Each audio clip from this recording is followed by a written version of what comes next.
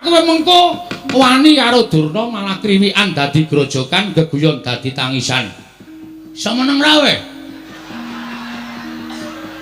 Hah? Aku ngene iki mbelani karo kowe, Mir. Kowe sadar ora Durna mau ngucap apa? Tak nengke wae nek mung perkara padu karo kowe ora masalah.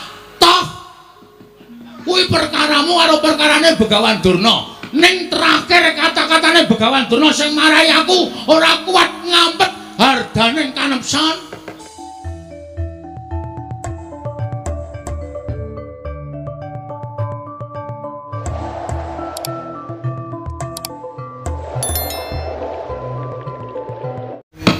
Legegek sadulita mel. Kula nuwun sewu Ndara. Mboten kanthi kanyono-nyono persasat kadidine kejugrukan Wukir Sari kelepaning Samudra Madu. Manahipun ing abdipun Semar Badranaya dene amung sak sudung kula kemawon. Lah kok kerawuhan ndara-ndara kula priyagung. Ingkang sekawit sampun lenggah wonten ing Karang Kadempel.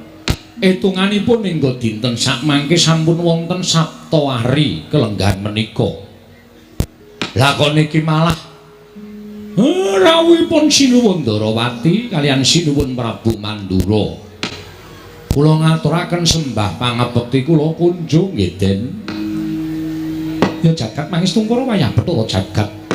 Iya, Kakang Semar ndak tampa tiba sepadha-padha. Amung Pudyastawaku wae katura marang Kyai Nayantaka. Kula pundi nggo jimat paribe dayanana ing kasantosan. Sinuwun Mandura katuran karaharjan rawuhipun. Sinuwun Prabu Baladewa. Yo, Kakang Semar. Tansah pinanganing kawidadan ing sami kula praptaku adoh saka Rubeda. Aku ngaturake salam taklingku katur ngersaning Kakang Nayantaka. Nggih kula tampi. Dadosaken bingah raos sing manahipun ing abdipun Semar dipun sekecakaken anggenipun lenggah. Kakang Semar kaya wis ora kurang kepenak praptaku ana ing padukan Karang Kadempel dina samengko iki. Kakang Semar Badranaya. Nuwun sewu Koko Prabu. Sawu paduka Kanjeng Koko Prabu kepareng kula ngaturaken pasegan panakrami kunjuk sandhapada paduka Kanjeng Koko Prabu. Jimat semban kula Koko Prabu pengayoman kula ing Ndarawati. Kula tampi asung pambagenipun Nyai Prabu Darma Kusuma. Akarya bombong raos sing manahipun ing ngraka ing Ndarawati. Kosok wangsulipun kepareng kula ngaturaken pudyastawanipun ing ngraka kunjuk ngersa paduka Nyai Prabu ing Amarta. Kula pundi Cundaka Panglingga Murda amawahana kabagyaning gesang kula. Mboten langkung kasekecakno anggen jengandika lenggah. Ewono-nok nggih. Sampun boten kirang prayogi pisawanipun ing ngraka ing Dwaraka dinten sakmangke menika wonten ing padukan Karang Kadempel Yai Prabu Darma Kusuma. Koko Prabu Mandura kula ngaturaken karaharjan rawuh paduka Kanjeng Koko Prabu Baladewa sesemban kula. Jagat pasaning Bathara Wayatur jagat Pathik Indra Jaladewa kuwi Yai. Tansah pinawinganing kawidadan niring sambi kala Durga Mendhak kala Sena sawanipun ngraka wonten ing padukan Karang Kadempel. Dadosaken gumun raos sing manahipun ing ngraka. Dene sampun sawetawis Pandhawa mapan wonten ing Karang Kadempel. Kasinggihan mekaten Koko Prabu budya pangastawanipun ing ngraka kula aturi nampi Yai. Kula pundi Cundaka Panglingga Murda amawahana kabagyaning gesang kula mboten langkung kasekecakno anggen jengandika lenggah Koko Prabu sesemban kula. Kula tampi. Akarya bombong raos sing manahipun ingkang para kowe Mandura Yai. Wah. Kresna kakangku. Aku ngaturake sembahku katura. Kadangipun Kakang Dimas Werkudara. Yo, aku Adi Njodipati. Ngaturke sembah lawan Kresna kakangku. Werkudara. Nggih. Yen peranganing para kadang-kadangku Pandhawa kabeh jangkep ngaturake sembah lawan pun Kakang tak tampa kanthi lega-legawaning penggalingipun Kakang luwe-luwe. Yai Prabu Darma Kusuma ngaturake sembah kalawan Kadang Ndarawati tak tampa kanthi lega-legawaning penggalingipun Kakang. Nanging aja lara atimu ya Dimas. Lamun Werkudara ngaturake sembah kelawan Kresna paripaksa aku ora bisa nampa. Apa pancen aku nandhang kalumputan? Apa pancen aku nandhang kleru? Yen to pancen aku luput, yen to pancen aku kleru, kleruku mapan nggo endi? Luputku nggo napa? Aku saguh nampa pidanane. Kena apa kowe ora gelem nampa sembahe Werkudara? Werkudara, piye? Sak jagat iki wis padha priksa, ora ana ingkang wajib sira sembah kejabamu Sang Ruci Bathara, ya Sang Dewa Ruci. Aja kok jamak lumrahing titah sawantah. Nadyan dewa mudhun ana ing jagat wae tak kira ora bakal wani nampa sembahe Werkudara. Mula lah kok kadingaren temen sira siap ngaturke sembah kalawan pun Kakang. Kok tinimbangane mengko aku kesandung kesrimpet laku ning Natandrawati, sembahmu ora tak tampa ning gandeng genepi marang tata krama. Pun Kakang minangka tinemu Werda Siadi Taruna, pangestu ning pun Kakang tampanana. Ora sudi.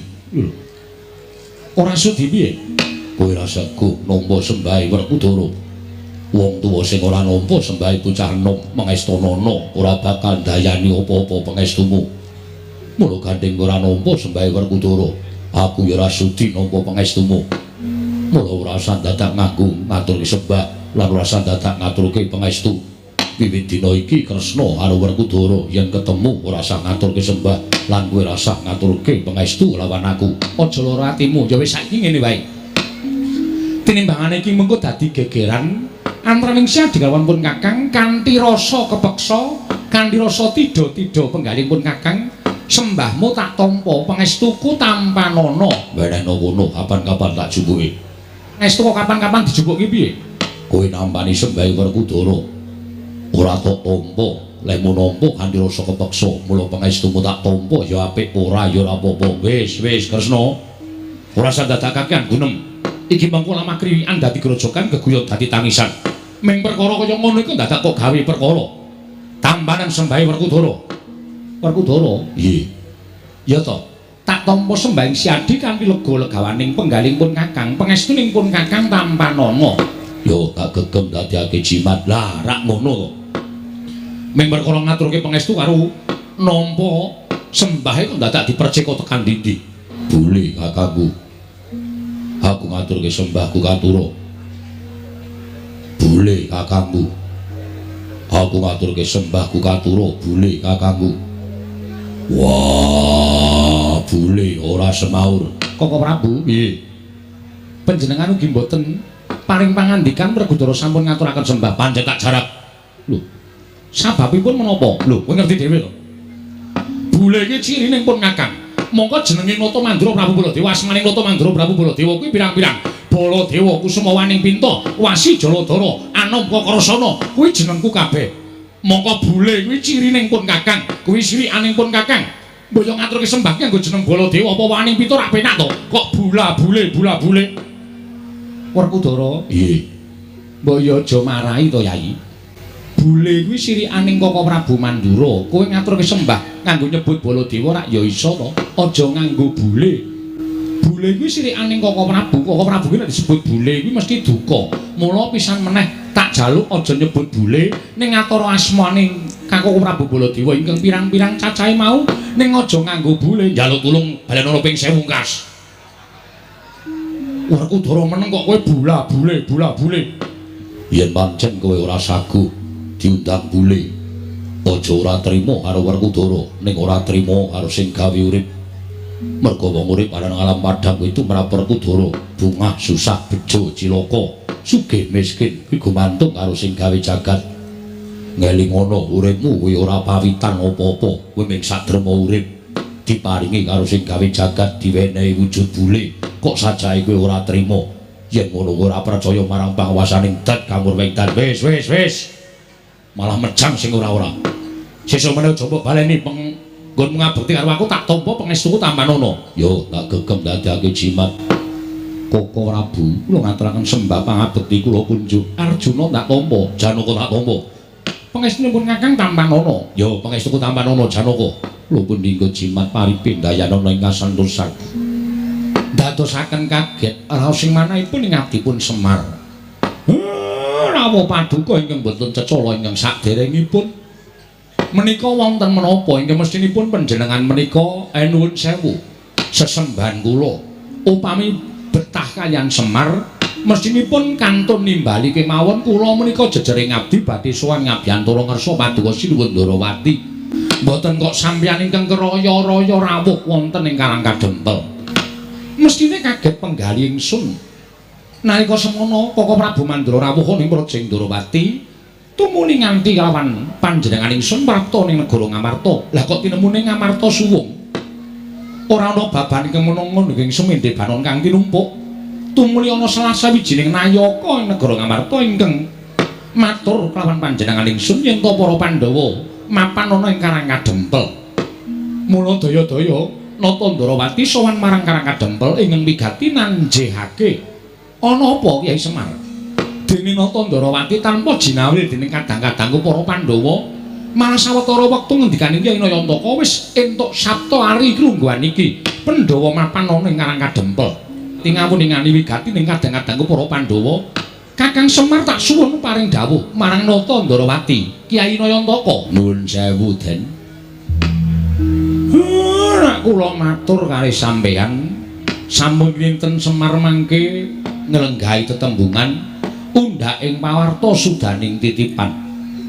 Mula sampun ngantos klenthang-klentu anggen kula munjuk atur kajenge Sinuwun Ngamarta piyambak ingkang paring pangandikan kunjuk ngersanipun Sinuwun Ndarawati. Ya, yen mancing mengkono luwih prayoga, Yayi. Wonten menapa?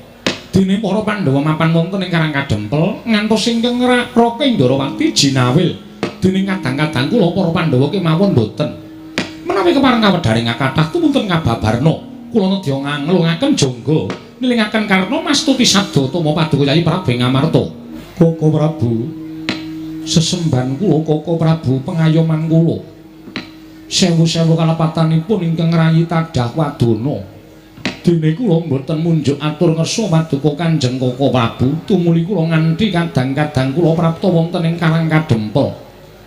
Nuwun sewu Koko Prabu estunipun ngemuti bilih negari Ngendraprasta. Menika awit kanugrahaning Hyang Mahanasa ingkang sampun tinampi dening para Pandhawa. Nembe sawetawis wekdal anggen kula minangka dados makuthaning bangsa ing Ngamarta. Sakmangke sampun katingal undhak ing negari Ngamarta. Tumuli dinten sakmangke estunipun kula kaliyan kadang paduka para Pandhawa nggadahi niat ambangun negari Ngamarta.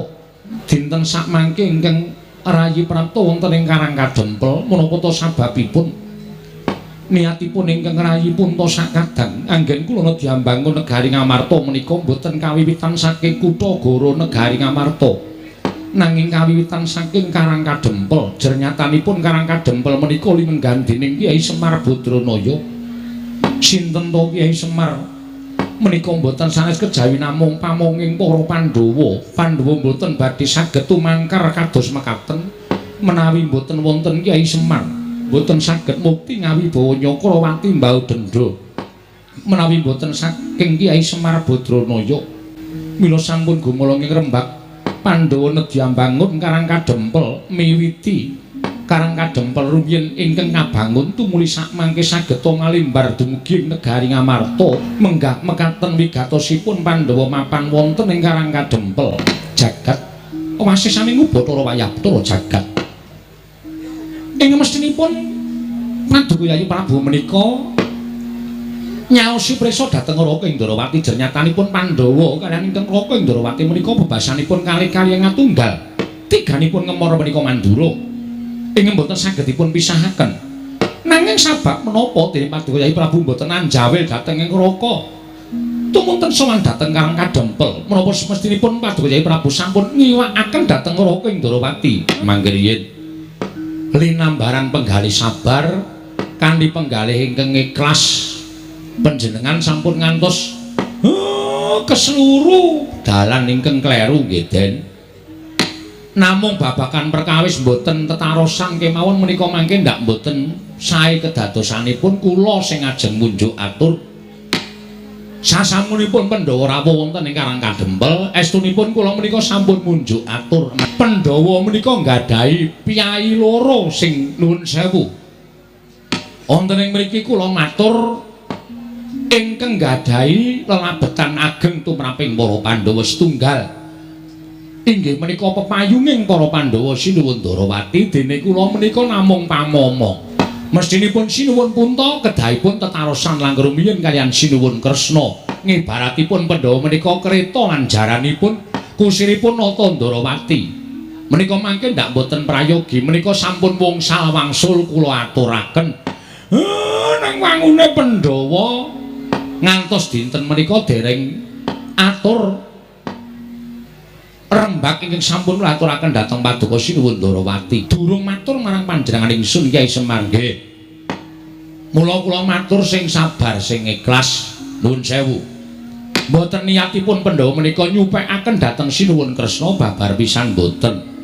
Mboten niat Pandhawa menika badhe supe dhateng lelabetanipun Sinuwun Darawati menika mboten. Pancen mangke menawi sampun saged rinantam wewangunan wonten ing Karang Kadempel tumuli badhe munjuk atur ngersanipun Sinuwun Kresna. Sabab Pandhawa mboten kepengin ngrepotaken dhateng Sinuwun Darawati. Merga Sinuwun Darawati menika dipunanggep kadang werdanipun para Pandhawa. Mila tumunten ingkang dipun bruki perkawis menika Semar. Ajeng kula selaki mboten wonten ginanipun. Mongko gegayuhanipun Pandhawa menika sae. Anggenipun badhe bangun Karang Kadempel.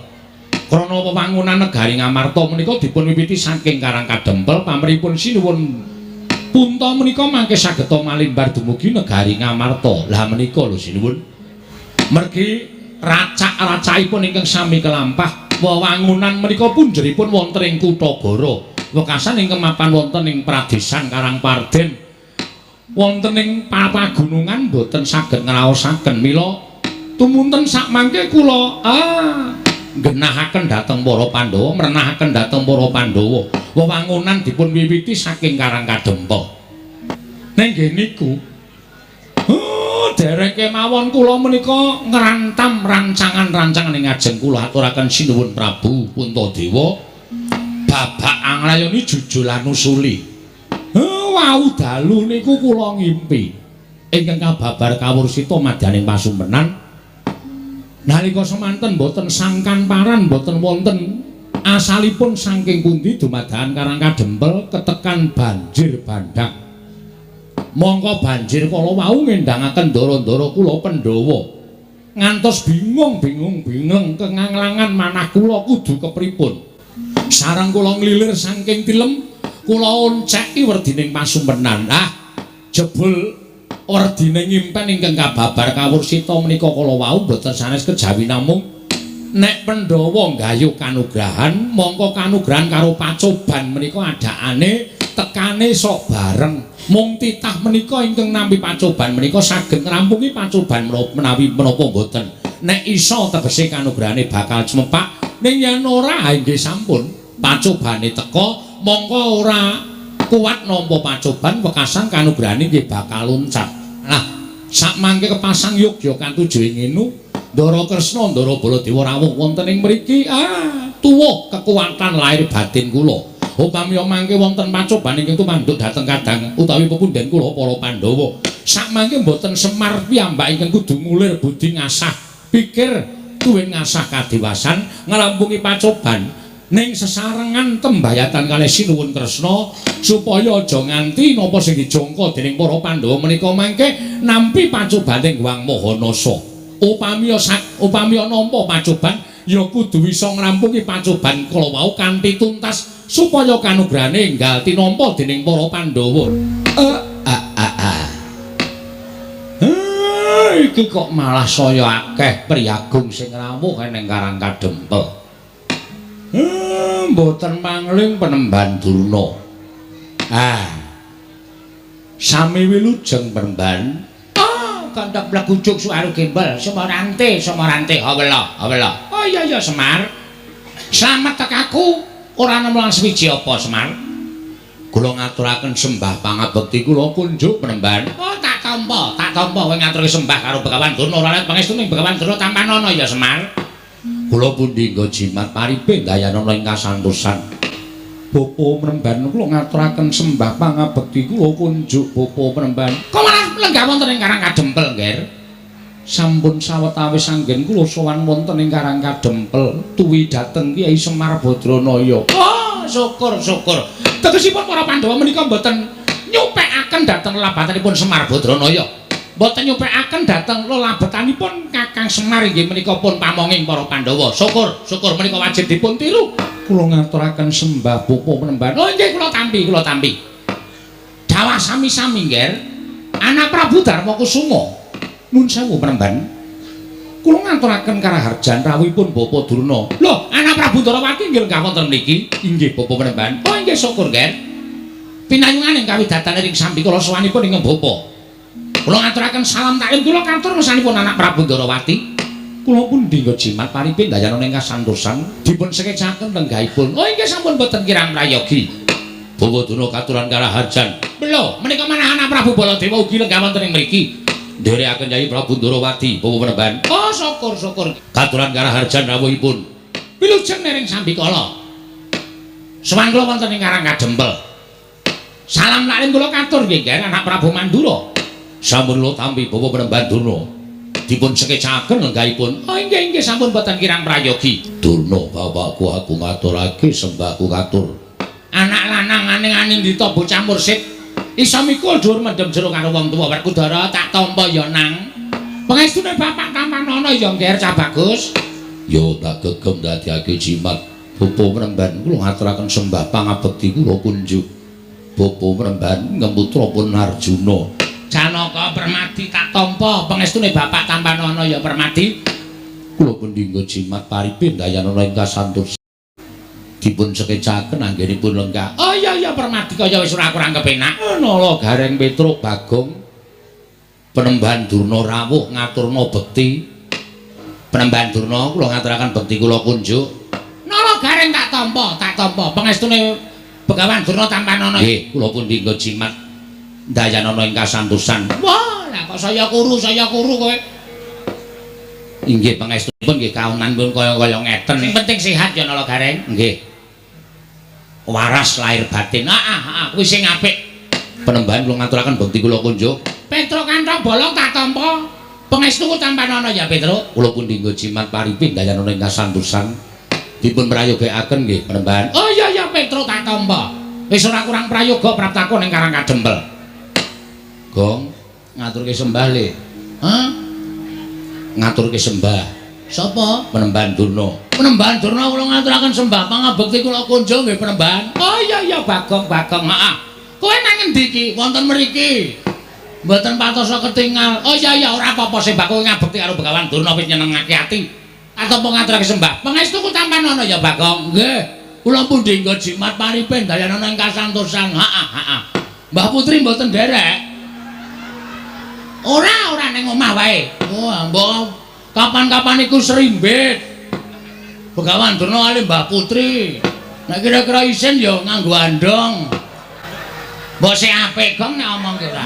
Kula niku nek mboten gojek karo sampeyan niku rasane cemplang e. Oh iya tak tampa. Ning ora ndek niat ngina karo aku kok mboten. Sampeyan pendhita kula mung batur kok. Prayogakaken lenggahipun nggih Penemban. Oh iya wis ora kurang kepenak. Ajeng ngunjuk napa? Lho.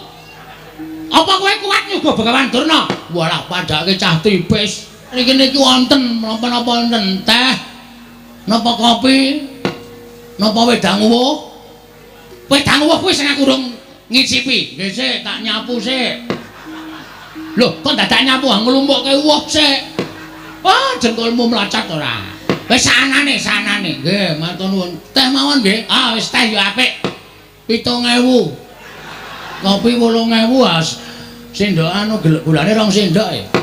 Ha iya kok didol. Wis ora ngombe wis, rasa ngombe wis. Ngelak-ngelakan ya ben. Oh, nggih pun nek mboten ngunjuk. Penemban. Rawuh enten Karang Kadempel wonten wigatos menapa kula ngabdipun Semar Cemadung dawuh. Iki ngene ya Semar. Prantaku ning Karang Kadempel kuwi sejatine siji. Kowe ngerti ya yen to dina samengko iki negara Ngastina kawulane padha nungsang puyang numbuk bentus disababake wis ana sesasi iki negara Ngastina kuwi ketaman Pelaing Jawata, ketaman Pegebluk. Monggo akeh sangganing para kawula ing esuk lara sore tekaning pati, sore lara esuk ketiwasan. Nalika semono aku manekung marang kersaning Gusti mergo aku tinangisan dening anak Prabu Diri supaya iso gawe padhang kana negara Ngastina. Tumuli aku manjing ana ing sanggar pasemeden suci. Aku menengake cipta. Ora gantaran wektu ana dewa ingkang paling sasmita negara Ngastina iso waluya nirmala temajati jati tumamulya. Yen to ora ketang mung telung kedheping paningal kudu ditunggoni dening Semar Badranaya. Mula prataku ning Karang Kadempel iki Semar. Minangka utusane Nalendra Ngastina aku iki pengen mboyong karo kowe. Tulungana wong Ngastina, ngelingana. Yen to wong Ngastina kuwi najan sing lenggahi minangka dadi Nalendra negara Ngastina kuwi anak Prabu Duryudana, ning kowe kudu ngerti yen Ngastina kuwi rak darbeking para Pandhawa. Anak Prabu Duryudana kuwi mung dapur Ratu Akil. Nggih. Nek nganti Ngastina kuwi iki mengko geger, Ngastina iki mengko rusak. Apa kowe ora melu ngrasake kelangan? Mula wektu dina iki, dina samengko aku diutus dening anak Prabu Duryudana supaya mboyong marang kowe lan wanti-wanti welingi anak Prabu Duryudana, Bapak Durna, Kakang Semar supados saged boten saged rawuh wonten ing Karang Kadempel. Upami Kakang Semar menika nyuwun liru menapa kemawon kedah dipun cekapi lan saged dipun udaneni iki kalodhanganmu Semar, kalodhangan tumrap kowe saya sugih, kowe saya duwe derajat pangkat, kowe saya kedunungan bondo donya. Liripun kok ngoten pangandika sampeyan. Lho, mestine ngono. Nek kowe gelem tak boyong ning negara Ngastina, kowe butuh apa-apa mesti ana sing nyukupi anak Prabu Duryudana. Monggo tak sawang Semar. Kowe wiwit suwita marang para Pandhawa. Kan seprene iki kok omahmu blas ora ana undakane babar blas. Pendapamu ya wis ming kaya ngene iki, wondene bale wismamu ya wis ming kaya ngono kuwi. Tur kowe kuwi uripe ketok nggone katon sengsara banget.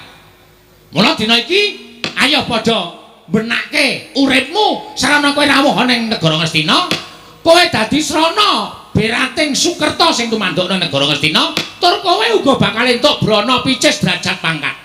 Bapak Durna, Semar nyuwun pangkat napa? Badhe kula paringaken.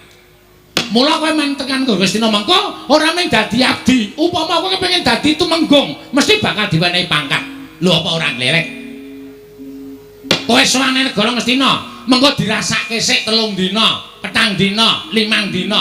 Nek jenak, nek kepenak nggon urip ning negara Ngastina, ora usah wedi karo anak-anakku Pandhawa. Anak-anakku Pandhawa mesti padha manut karo Begawan Durna. Omahmu iki dimbrukke. Kaya ngene iki nang Ngastina wis ora kanggo tak kandhani. Kaya ngene iki Ngastina menggo kayu bakar. Nggih.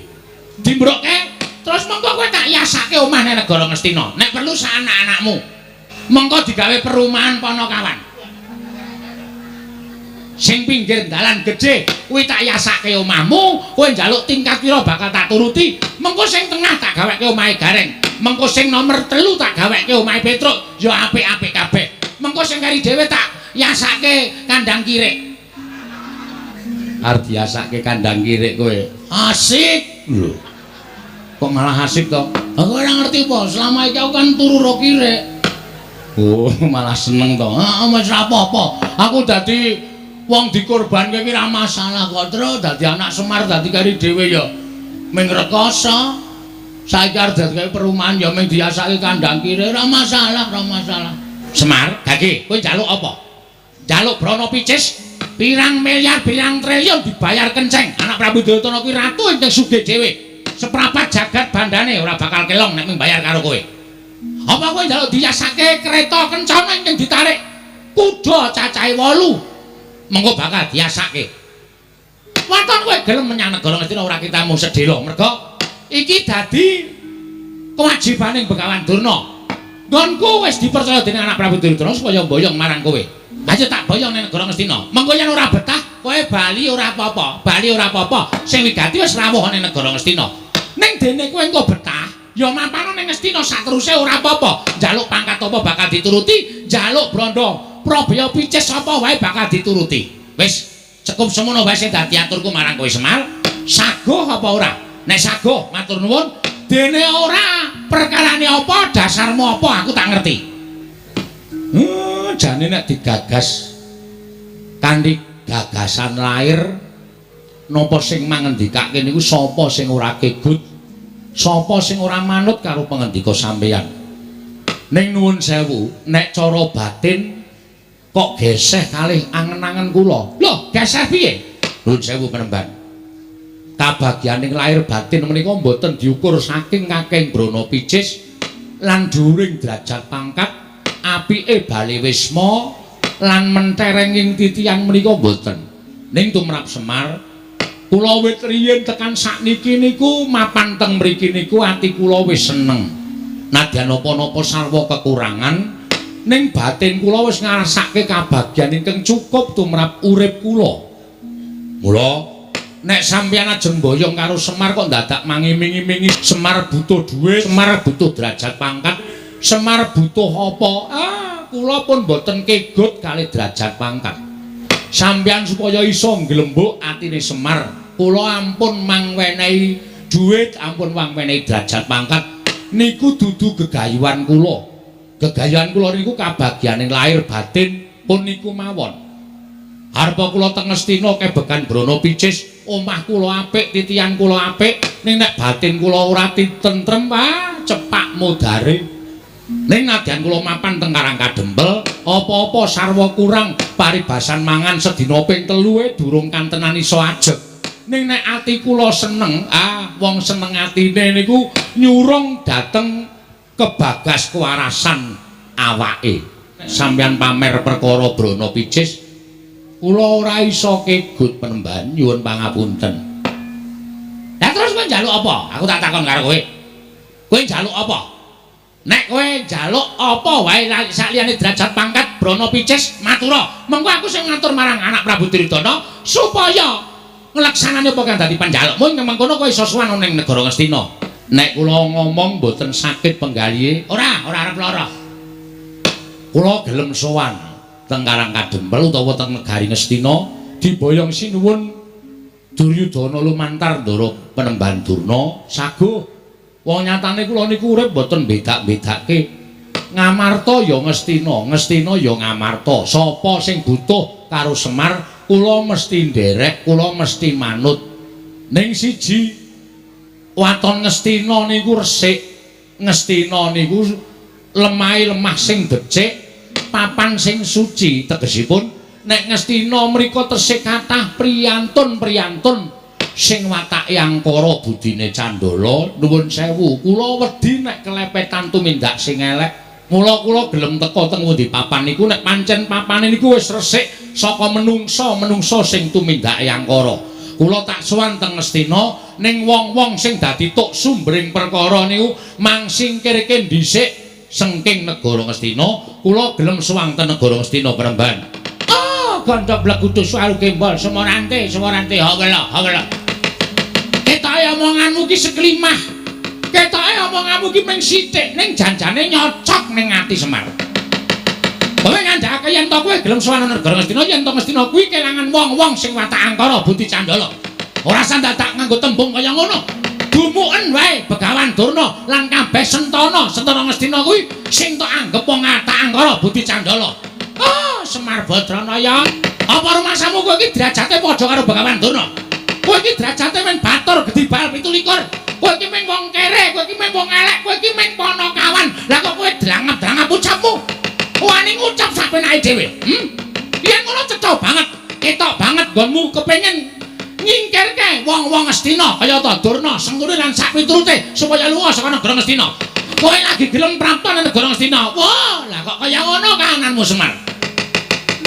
Yen mangan kaya mengono tegese kowe ngias karo Begawan Durna. Kowe ngilani karo Begawan Durna.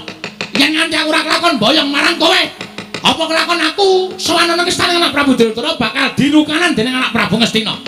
Semar, saiki kene ora sakekan gunung tanpa guna. Wase kowe gelem apa ora? Kula gelem ning syarate niku mau nek sampeyan iso ngudaneni kula tak sowan teng negara Ngastina. Mboten usah ngangge napa-napa. Ora usah dipethuk, ora usah didabyang, ora usah ditandu. Kula tak mlaku saking Karangkadempel tekan negara Ngastina. Ning nggih niku wau.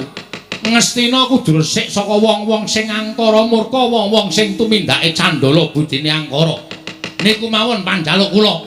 Nek ngono cetha, cekak gampange kowe ora gelem sowan negara Ngastina. Yen to Durna lan kabeh Sentana Ngastina isih mapan negara Ngastina. manut sampeyan ling ngarani. Apa kelakon kowe tak ruda paripeksa?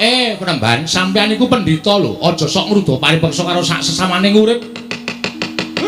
Mengke ndak ora prayoga. Swasta dadake kono tambah guna. Ora gelem sane negara Astina. Ora mung kowe sing tak katutke dosane, ning Karangka jempel tak bumi angus legane atiku. Gong kowe arep ngopo? Saka mburi kok sandalmu tak uncalke.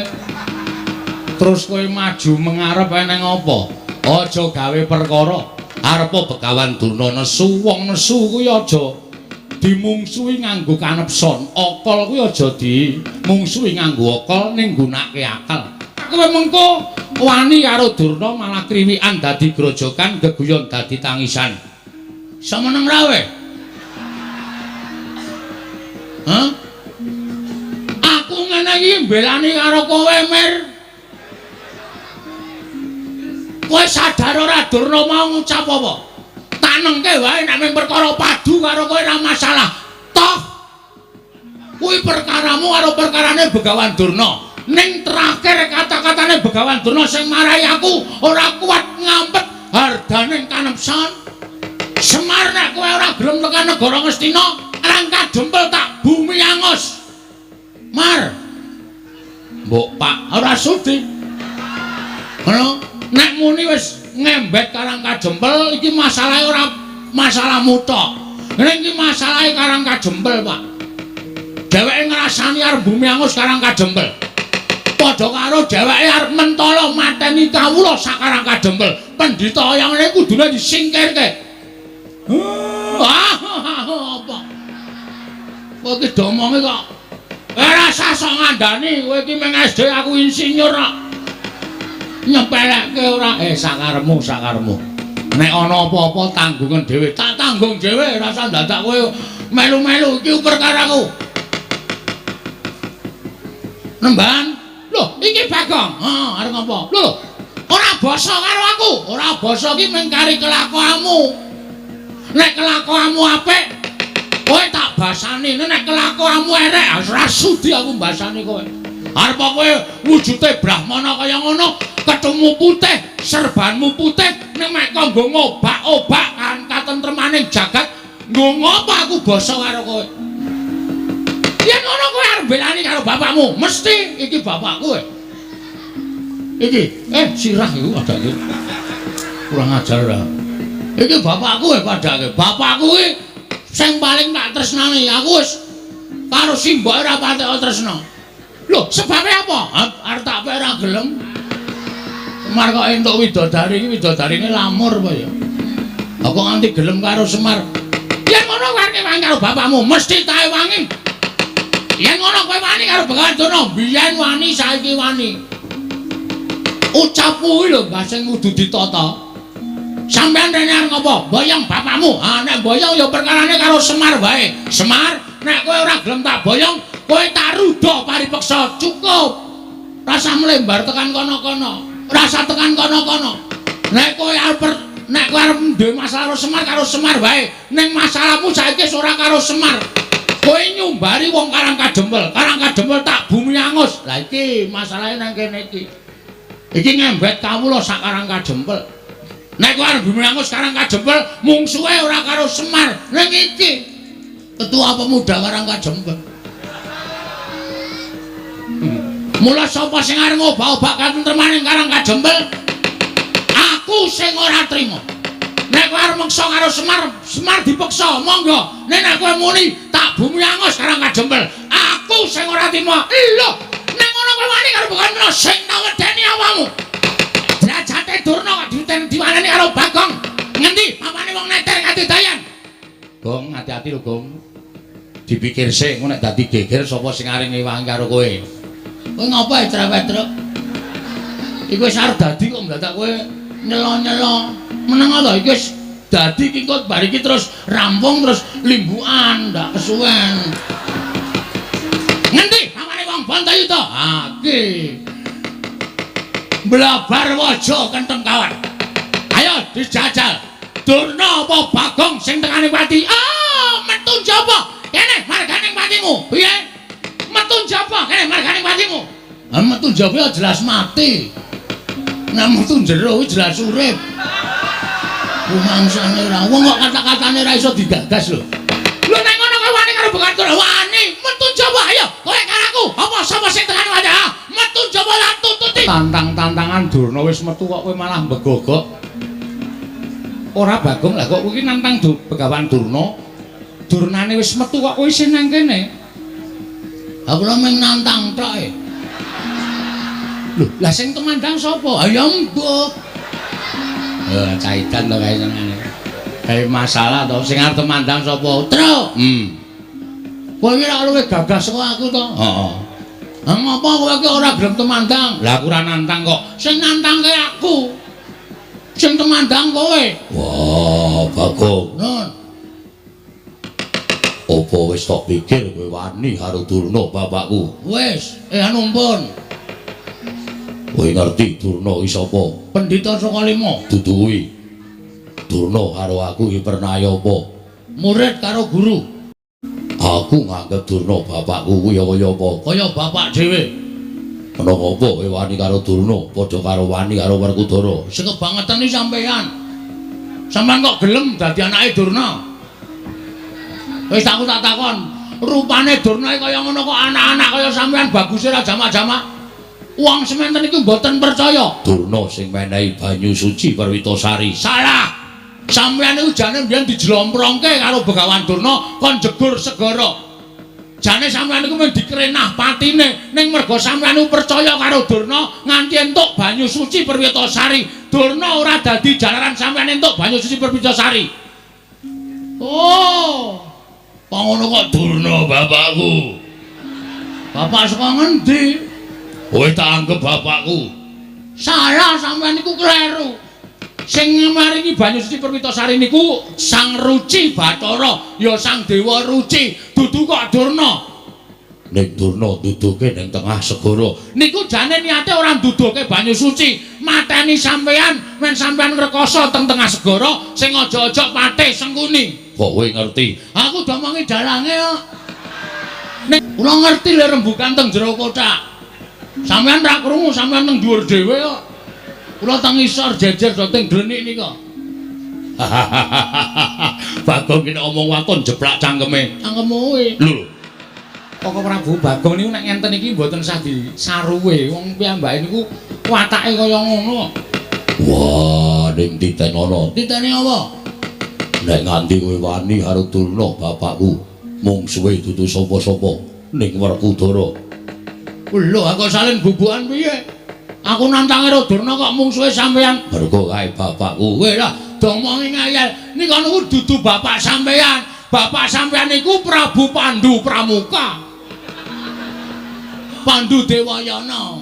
Pun teng swarga mrika, aja sok ganti-ganti bapak. Apa Dewi Kunti gelem jodoke Durna?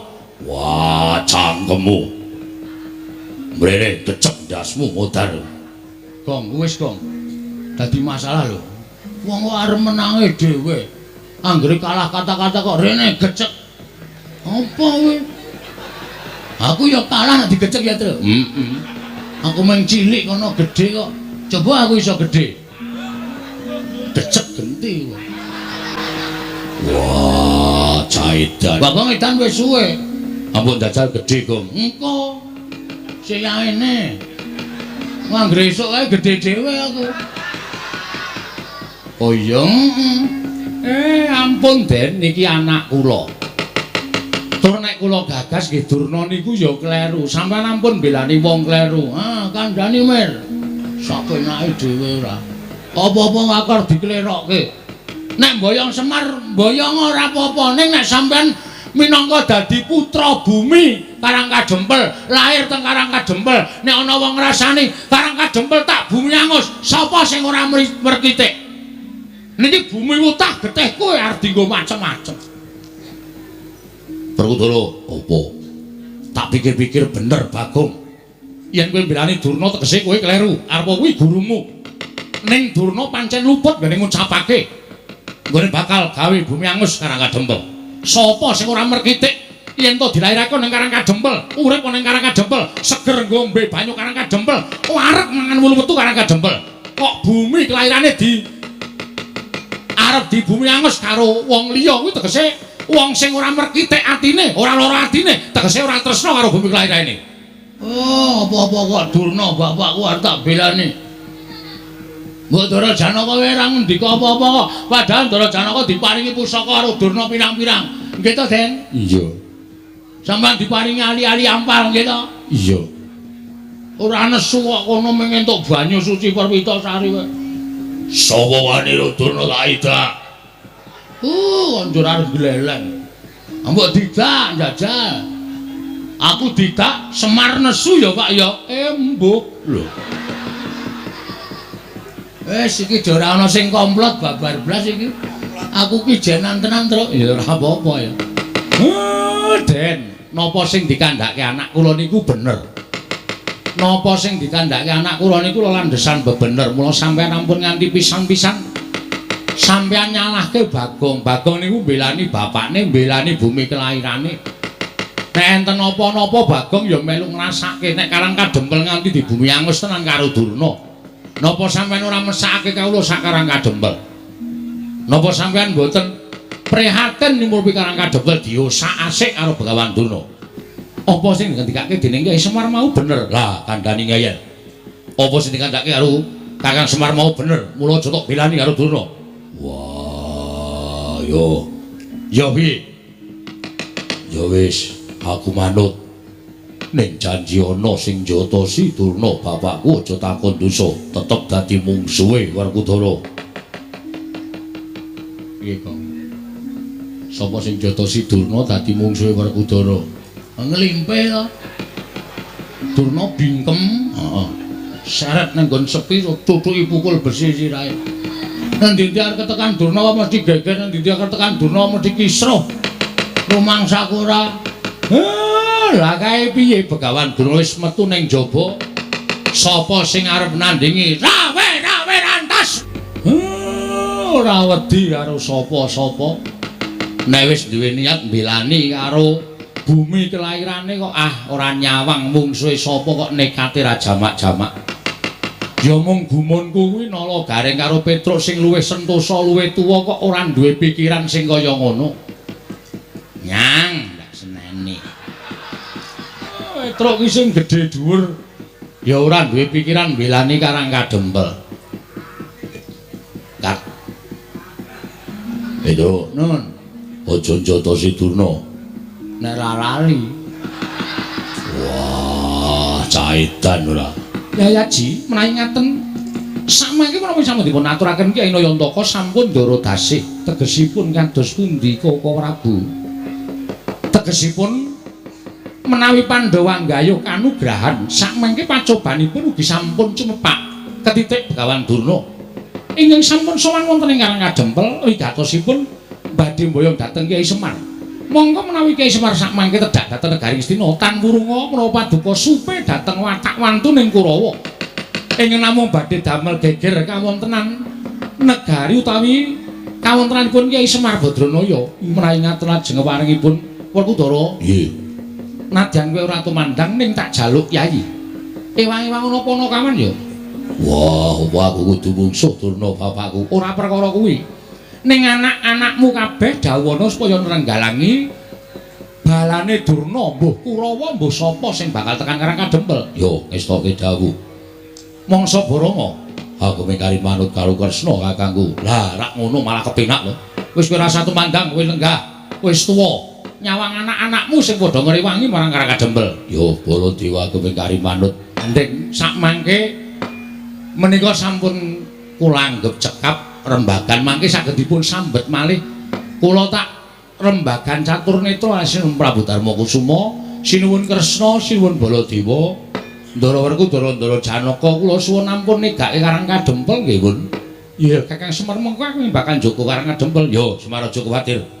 Aku yang bakal mulatake marang Karang Kadempel. Yo Semar, aku yang bakal njogo Karang Kadempel. Kakang Semar aku yang bakal gawe tentreming Karang Kadempel. Gandeng sampun paripurna, prilanana kula tak mlebet wonten ing griya. Kawula sak padukan badhe kula bibaraken sakmangke menawi rubeda ing tumanduk wonten Karang Kadempel menika sampun sirna. Dumunten badhe kula wiwiti ambangun Karang Kadempel minggahipun negari Ngamarta. Koko Prabu. Ingkang putra ngerahipun Setyaki kula Cemadung dawuh Koko Prabu. Wanadyan putra pun Antarja Cemadung dawuh. Ingkang putra pun Gatotkaca Cemadung dawuh. Pakde ana dawuh apa? Bapak eneng dawuh apa kok ngawe sanggane para putra-putra kabeh? Setyaki wonten timbalan ing dawuh.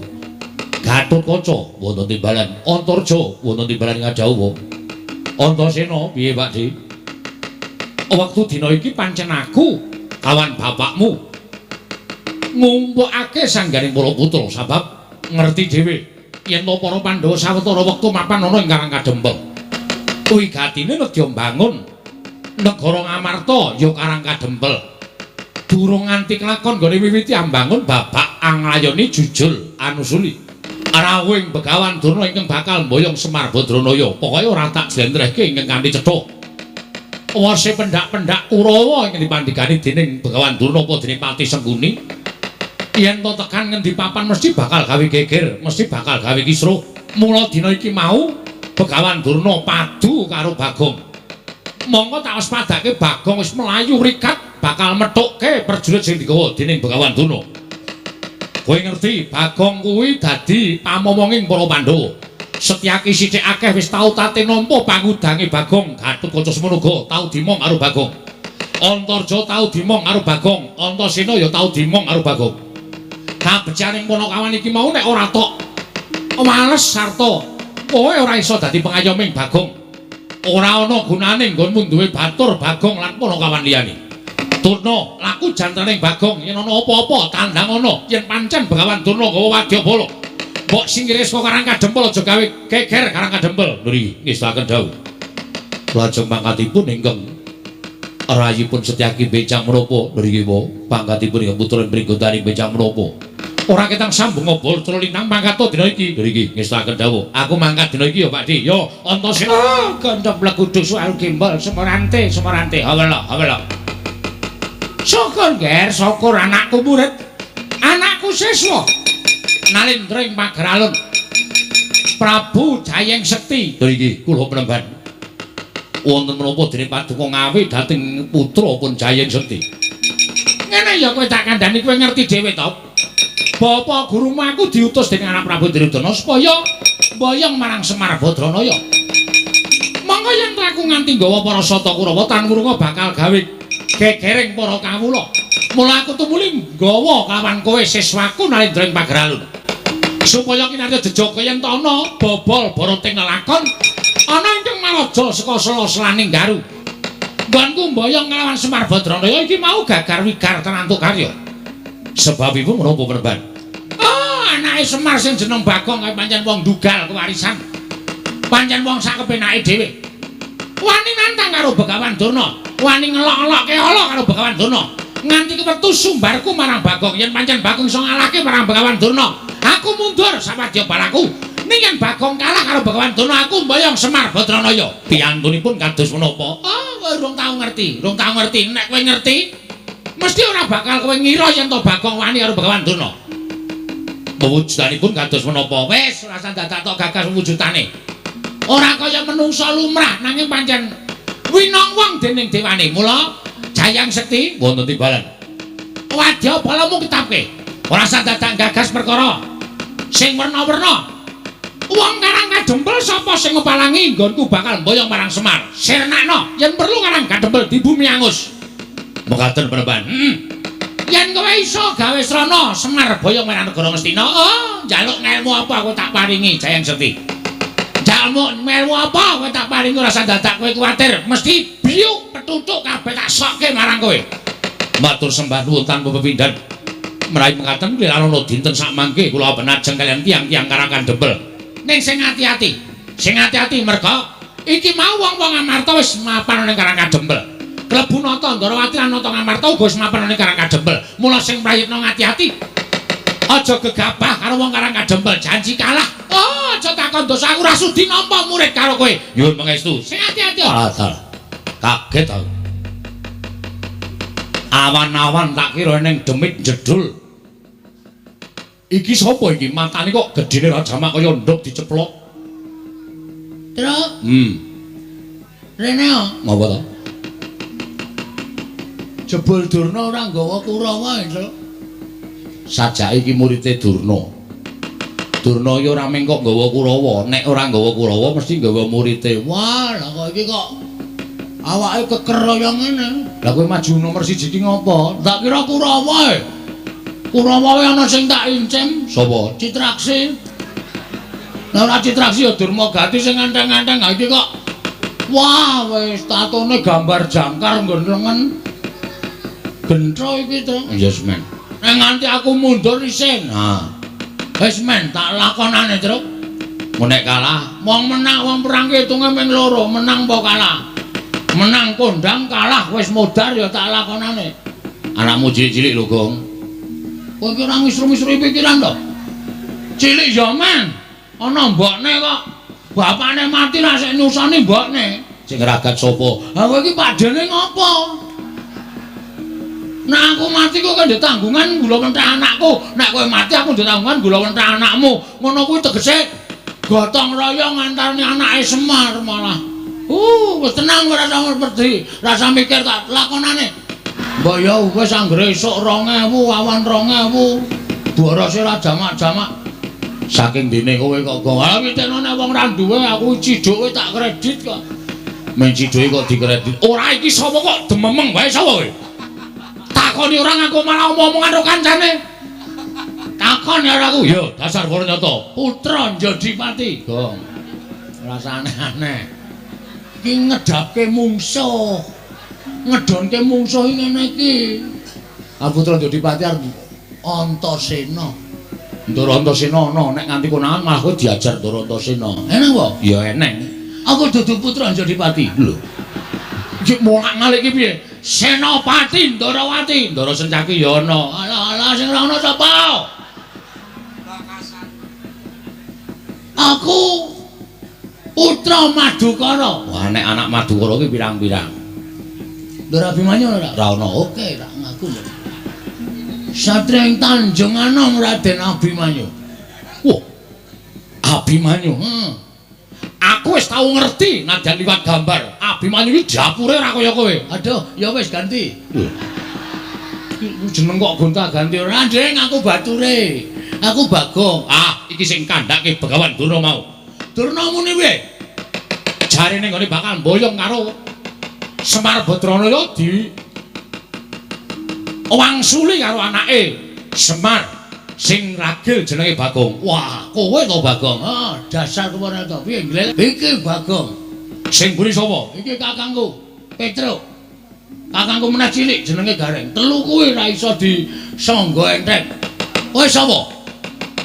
Aku keseting Sang Prabu Jayeng Sekti saka ing Pagralun.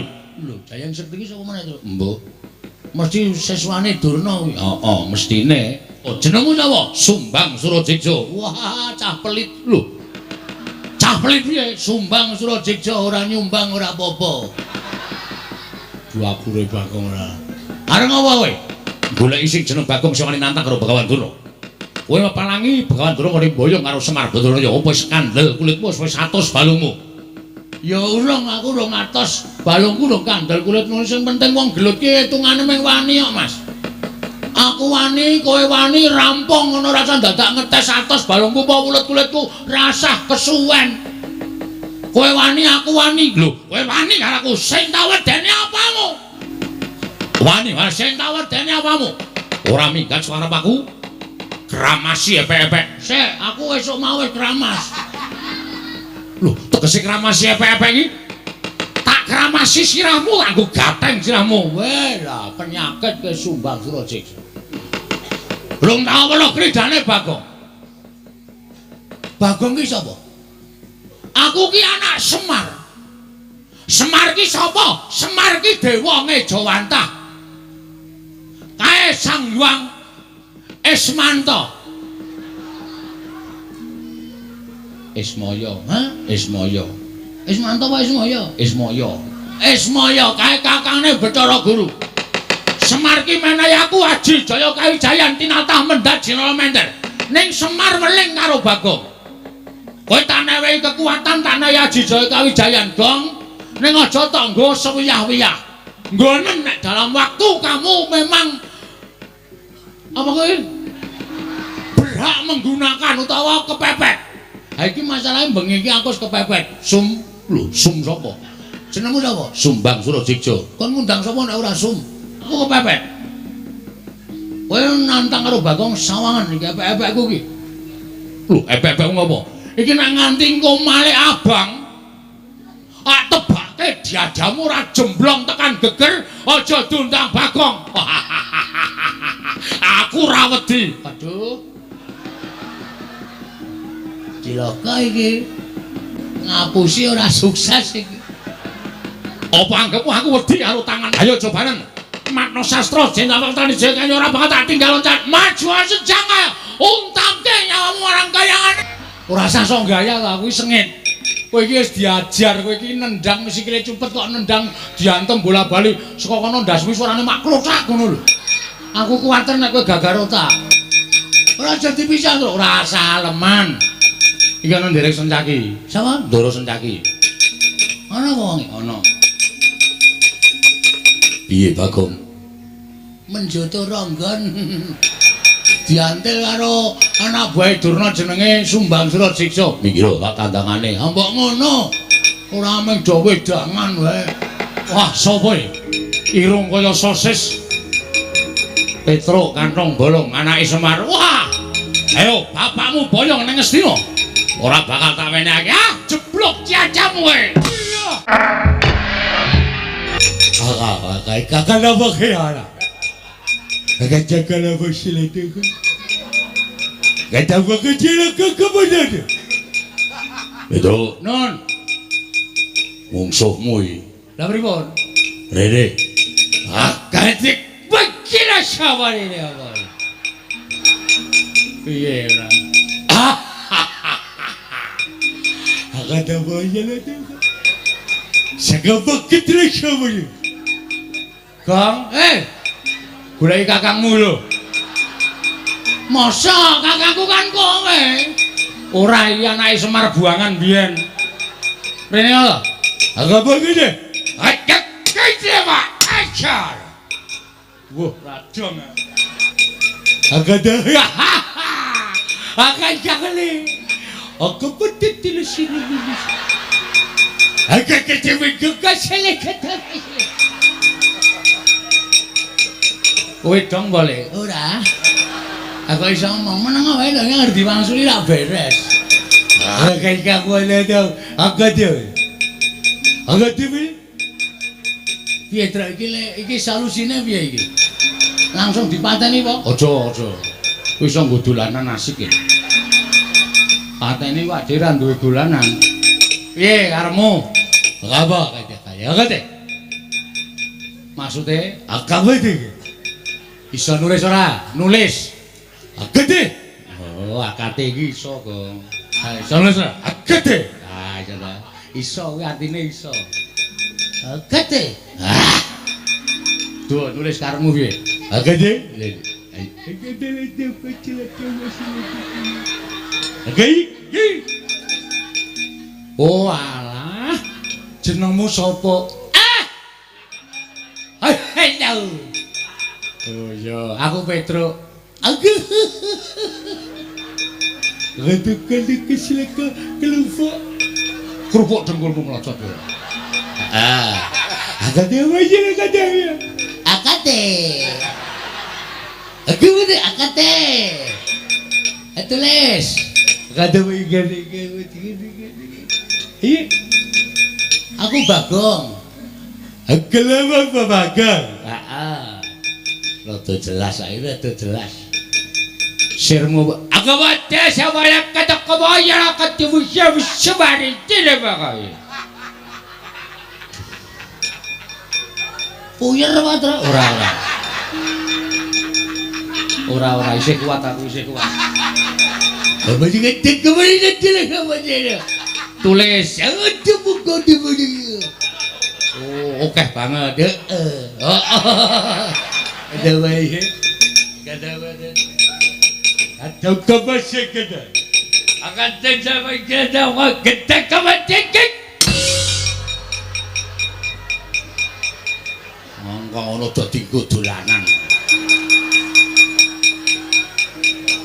ngrasakake ya, Kang. Heeh. Wah, pesone apik iki, Truk. Aja dijukuk kuwi nggone wong mati kuwalat. Wong mati ki ora krasa apa-apa kok kuwalat. Jukuk sungguh mbleh wedhus. Lah iya. Jarike bathik, Truk. Aja to, Gong, iki ora malingan ngono to. Ora apa-apa wong mati ki ora krasa kok. Copot jarike. Waduh, klambine iki iso nggo jaket nek turu, Truk. Ayo.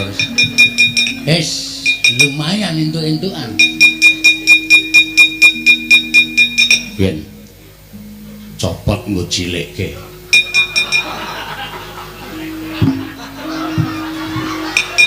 Lumayan mereke GT Men. Wedan.